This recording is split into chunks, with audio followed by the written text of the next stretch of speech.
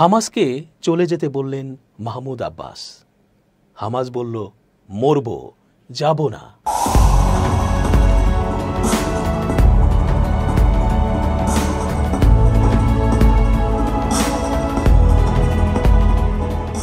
আসসালামু আলাইকুম প্রিয় দর্শক, আমন্ত্রণ আজকের আলোচনায়। চেঞ্জ টিভির আন্তর্জাতিক চোখ অনুষ্ঠানে এস জে রতন স্বাগত জানাচ্ছি। এবার ফাতাহ থেকে নির্বাচিত ফিলিস্তিনি কর্তৃপক্ষের প্রেসিডেন্ট মাহমুদ আব্বাস বলেছেন এক আত্মঘাতী কথা। হামাসকে গাজা থেকে বিদায় নিতে বলেছেন তিনি। তার মতে ব্যাপারটা এমন, হামাস যদি পুরোপুরিভাবে চলে যায় তাহলে ইসরায়েল আর হামলা চালাবে না বা হামলা চালানোর অজুহাত খুঁজে পাবে না। এভাবে নাকি হামলা বন্ধ করা যাবে আর বেঁচে যাবে অসহায় নারী, শিশু আর বয়োজ্যেষ্ঠরা। অথচ তিনি দুর্বার কণ্ঠে বলতেই পারতেন, হামাস যাবে না, যেতে হবে ওই দখলদার ইসরায়েলকে। তবে হামাসের দৃঢ় কণ্ঠ, প্রশ্নই ওঠে না।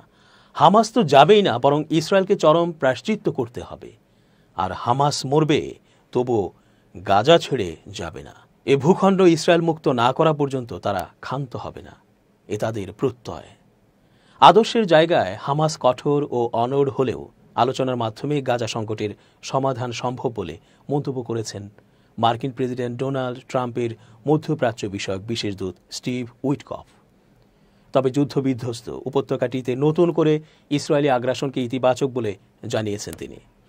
মার্কিন সাংবাদিক টাকার কার্লসনকে শুক্রবার ২১ মার্চ দেয়া ১.৫ ঘণ্টার এক সাক্ষাৎকারে উইটকফ তার এসব মতামত দেন। উইটকফ বলেন, আমি মনে করি তারা অর্থাৎ হামাস সেখানে মানে গাজায় চিরকাল থাকতে চায়, গাজার শাসন ক্ষমতা ধরে রাখতে চায়, যা আমাদের কাছে অগ্রহণযোগ্য। আমাদের বুঝতে হবে যে তারা কি চায়। তাদের চাওয়াটা আমাদের কাছে গ্রহণযোগ্য নয়। তিনি আরও বলেন, যা আমাদের কাছে গ্রহণযোগ্য তা হলো তারা নিরস্ত্র হবে, তারপর হয়তো তারা কিছুটা রাজনৈতিকভাবে জড়িত থাকতে পারে, কিন্তু আমরা সশস্ত্র গোষ্ঠীকে গাজা পরিচালনা করতে দিতে পারি না, কারণ এটি ইসরায়েলের জন্য গ্রহণযোগ্য হবে না। তাহলে প্রতি ৫, ১০ বা ১৫ বছর পর আবারও আমরা ৭ অক্টোবরের মতো ঘটনা দেখতে পাব। ট্রাম্পের মধ্যপ্রাচ্য বিষয়ক এ দূত বলেন, শুরুতেই বলেছি যে হামাস মতাদর্শিকভাবে অনড় এবং তারা মৃত্যুর জন্য প্রস্তুত, কিন্তু আমি ব্যক্তিগতভাবে মনে করি তারা ততটা আদর্শবাদী নয়। তারা শিশুদের আত্মঘাতী বোমা পুড়িয়ে পাঠায়, যারা বোঝেই না তারা কি করছে। তাদের মিথ্যা গল্প শোনানো হয়। উইটকফ বলেন, আমি অনেক মার্কিন গোয়েন্দা প্রতিবেদন পড়েছি এবং আলোচনার ধরন বিশ্লেষণ করে বুঝতে পেরেছি তারা বিকল্প চায়। তিনি জানান, হামাসকে রাজি করানোর জন্য তিনি একটি মধ্যবর্তী প্রস্তাব দিয়েছিলেন, যাতে পাসওভার পর্যন্ত যুদ্ধবিরতি বাড়ানো এবং ৫ জন জীবিত বন্দীকে মুক্তি দেওয়ার পরিকল্পনা ছিল। তবে হামাস এটি প্রত্যাখ্যান করে।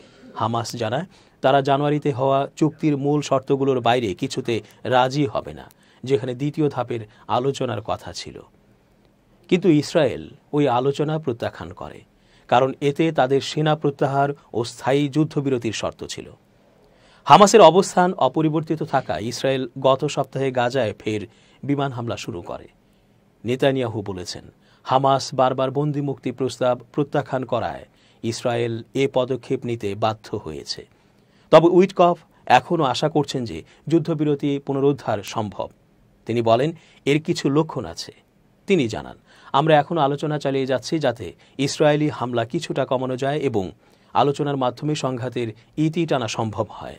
তবে তিনি যুক্তি দিয়েছেন, ইসরায়েলের প্রধানমন্ত্রী বেনিয়ামিন নেতানিয়াহু ভালো উদ্দেশ্য নিয়ে কাজ করছেন এবং তিনি এমন এক পরিস্থিতিতে কাজ করছেন যেখানে ইসরায়েলি জনমত হামাসকে ধ্বংস করার চেয়ে গাজায় আটক অবশিষ্ট বন্দীদের মুক্ত করার বিষয়টিকে বেশি গুরুত্ব দিচ্ছে। গাজার অস্তিত্ব রক্ষার জন্য হামাসকে ক্ষমতা ছেড়ে যুদ্ধবিধ্বস্ত উপত্যকাটি ছাড়ার আহ্বান জানিয়েছেন ফাতাহ থেকে নির্বাচিত ফিলিস্তিনি কর্তৃপক্ষের প্রেসিডেন্ট মাহমুদ আব্বাস। শনিবার ২২ মার্চ মাহমুদ আব্বাস স্বাক্ষরিত এক বিবৃতিতে ফাতাহ তার রাজনৈতিক প্রতিপক্ষ হামাসকে এ আহ্বান জানায়। হামাসকে গাজার ক্ষমতা ছেড়ে দেওয়ার আহ্বান জানিয়ে ওই বিবৃতিতে ফাতাহ বলেছে, শাসন থেকে সরে আসার এবং সম্পূর্ণরূপে স্বীকার করার আহ্বান জানাচ্ছি যে গাজার নিয়ন্ত্রণ যদি তাদের হাতে থাকে তবে সামনের যুদ্ধ ফিলিস্তিনিদের অস্তিত্বের অবসান ঘটাবে। ফাতাহের মুখপাত্র মন্থার আল হায়েক বলেছেন, হামাসকে গাজা, এর শিশু, নারী ও পুরুষদের প্রতি সহানুভূতি দেখাতে হবে।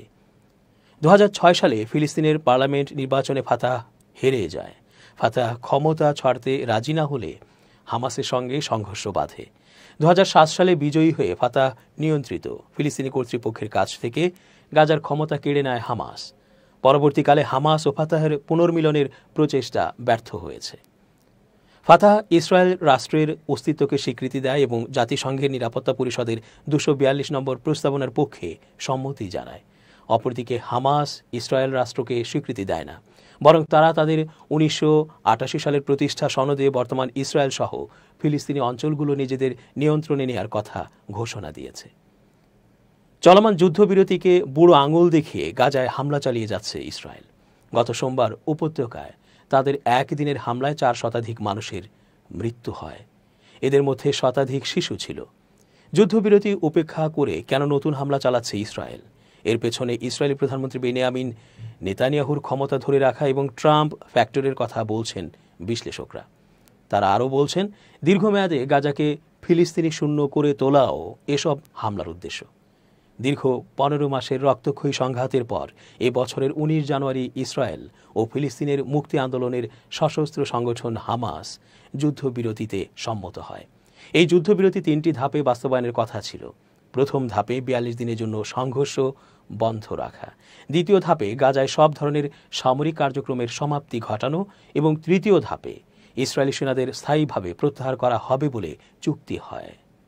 তবে যুদ্ধবিরতির প্রথম ধাপ শেষ হওয়ার আগেই ইসরায়েল তাদের সামরিক তৎপরতা বাড়িয়ে তোলে। সবশেষ গত সোমবার ইসরায়েলি সেনারা যুদ্ধবিরতির চুক্তি ভেঙে গাজার ওপর ব্যাপক বোমাবর্ষণ করে এবং 4 শতাধিক মানুষকে হত্যা করে। এদিকে স্থানান্তরের আদেশে আবারও গাজা জুড়ে হাজার হাজার ফিলিস্তিনিকে জোরপূর্বক বাস্তুচ্যুত করছে। এমনকি হারেজের মধ্যপন্থী সামরিক ভাষ্যকার আমোস হারেলও প্রধানমন্ত্রী বেনিয়ামিন নেতানিয়াহুর সরকারের স্বার্থে এই হামলা তথা আগ্রাসনকে যুদ্ধ হিসেবে সংজ্ঞায়িত করেছেন।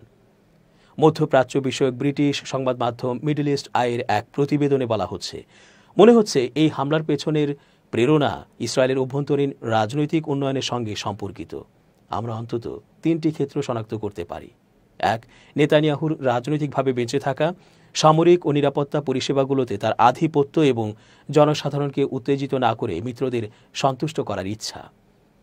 নেতানিয়াহুকে চলতি মাসের শেষের দিকে বাজেট অনুমোদন করতে হবে, অন্যথায় তার সরকারের পতন হবে এবং ইসরায়েল নির্বাচনে যাবে।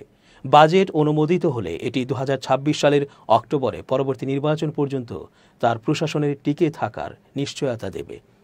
নেতানিয়াহুর জন্য তাই এটি অত্যন্ত গুরুত্বপূর্ণ। বাজেট অনুমোদন না করার কোনো ইঙ্গিত না থাকলেও ইউনাইটেড তোরাহ জায়নবাদ পার্টির অতিরিক্ত কট্টরপন্থী সদস্যরা নেতানিয়াহুর জন্য উদ্বেগের কারণ ছিল। নেতানিয়াহুর জোট ওই দল ও তাদের 8টি আসনের ওপর নির্ভরশীল। ইতিমধ্যেই দলটি হুমকি দিয়েছে অতিরক্ষণশীল তরুণদের সামরিক বাহিনীতে যোগ দেওয়ার বাধ্যবাধকতা থেকে অব্যাহতি না দিলে তারা নেতানিয়াহুকে বাজেটে সমর্থন দেবে না। সে কারণেই প্রধানমন্ত্রীকে তার সরকারকে শক্তিশালী করতে হবে।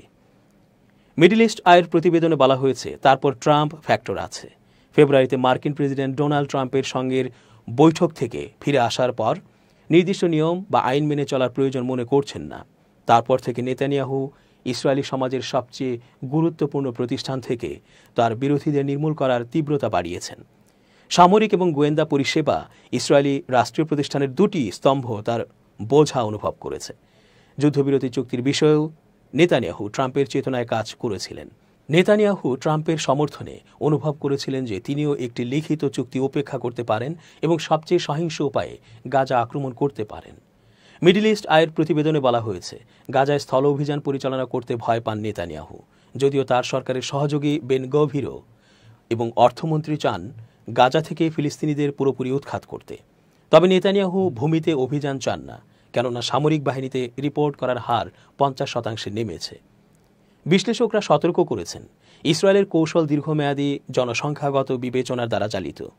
রাজনৈতিক ইতিহাসবিদ মোহাম্মদ আল আসতাল বর্তমান পর্যায়টিকে জনসাধারণের স্থানচ্যুতির নৃশংস প্রক্রিয়া হিসেবে বর্ণনা করেছেন, যা গাজাকে পদ্ধতিগতভাবে জনশূন্য করার জন্য নকশা করা হয়েছে।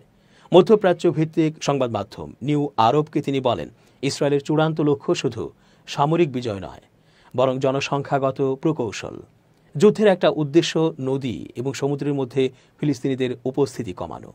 এর মূল প্রক্রিয়া জোরপূর্বক স্থানচ্যুতি। আল আসতাল যুক্তি দিয়েছেন, ইসরায়েলের কৌশল একটি সামঞ্জস্যপূর্ণ জায়নবাদী নীতি অনুসরণ করে।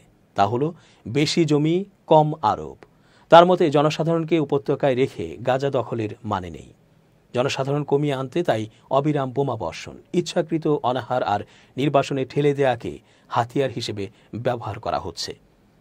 আল আসতালের মতে গাজা নিয়ে দীর্ঘমেয়াদী কৌশলের অন্য দুই দিক হল উপত্যকার গ্যাস রিজার্ভের ওপর নিয়ন্ত্রণ এবং লোহিত সাগর ও ভূমধ্য সাগরের মধ্যে একটি নতুন বাণিজ্য পথের বিকাশ।